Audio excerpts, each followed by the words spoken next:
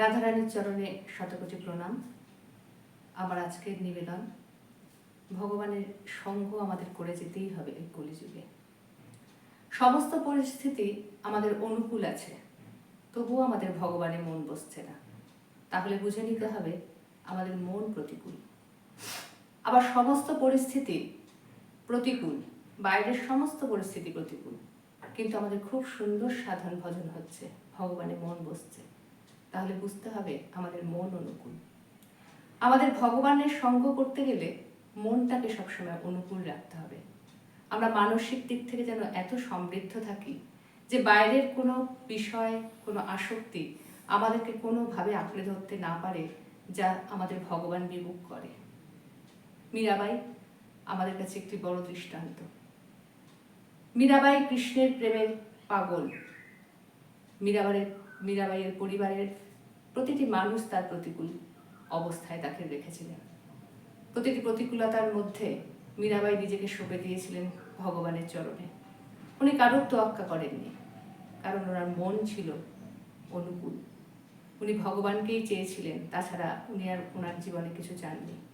তাই আজও তিনি আমাদের কাছে এক ভক্তির দৃষ্টান্ত হয়ে রয়েছেন। আমরা আমাদের যে বাড়ির ছাদটা, সেই ছাদে অনেক সময় দেখি ছাদটা যদি একটু অসমান হয় তাহলে বর্ষাকালে সেখানে জল জমছে, বা ছাদের যে নিকাশি ব্যবস্থা সেখানটা যদি একটু ময়লা হয় বা কিছু জমে থাকে, সেখান থেকে জল সহজে বেরোচ্ছে না। তার ফলে কি হয়, জল জমতে জমতে আমাদের সেই ছাদটা ক্ষতিগ্রস্ত হতে থাকে। জল জমে সেখানে মশা হবে, শ্যাওলা হবে, সব দিক থেকেই ছাদটার পক্ষে ক্ষতিকারক। তখন আমরা সেই ছাদকে রক্ষা করবার জন্য, বাড়িটা যাতে ভালো থাকে, তার জন্য মাঝে মধ্যে জল জমলে সেখানটা পরিষ্কার করি, ঝাঁটা দিয়ে পরিষ্কার করে জলটা ওই জল নিকাশি ব্যবস্থার ওখান থেকে সুন্দরভাবে খুঁচিয়ে বের করে দিই, তাতে আমাদের ছাদটা ভালো থাকবে। আমাদের মনও সেই রকম। আমাদের মনের মধ্যেও অনেক গর্ত রয়েছে, সেখানে আমরা আমাদের বিষয়, আশায়, আমাদের ঈর্ষা, হিংসা, লোভ, অহংকার এগুলোকে জমিয়ে রেখেছি, যার ফলে আমাদের মন কিছুতেই পরিশুদ্ধ হচ্ছে না। আমাদের সেই মনকে কিন্তু মাঝে মধ্যেই ভগবানের সঙ্গ করে, নাম জপ করে, সৎসঙ্গ করে, শাস্ত্র অধ্যয়ন করে, সৎপথে চলে সেই মনটাকে পরিশুদ্ধ করতে হবে। কারণ আমাদের মনের মধ্যেই ভগবান বিরাজ করছেন।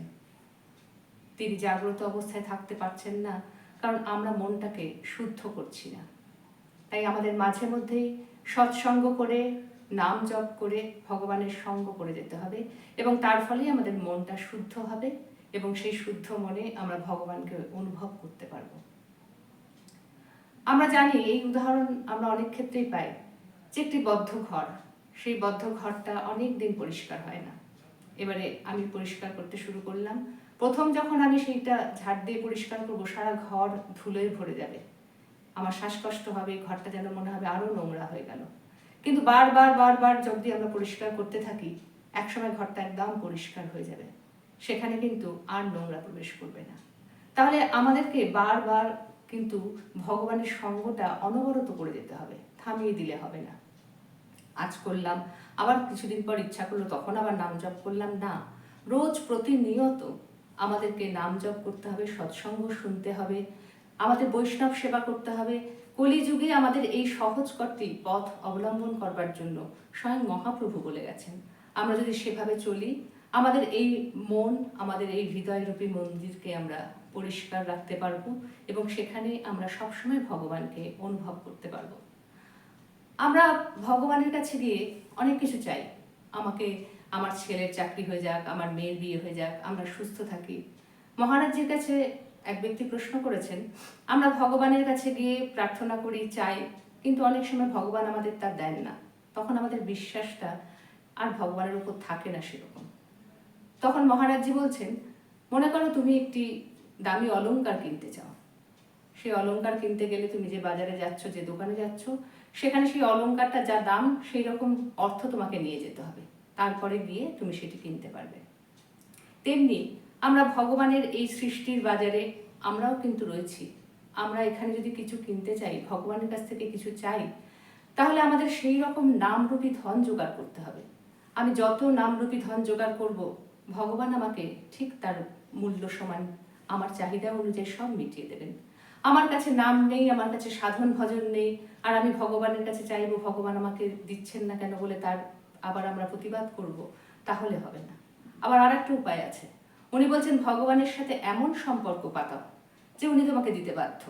নয় তুমি তাকে নিজের সন্তান হিসেবে, নয় তুমি তাকে কান্তা ভাবে, সখা ভাবে, যে কোনো একটা পিতা হিসেবে ভাবো, মাতা হিসেবে কিছু একটা সম্পর্ক এমন স্থাপন করো যে তুমি চাইলেই উনি স্নেহবশত দিতে বাধ্য।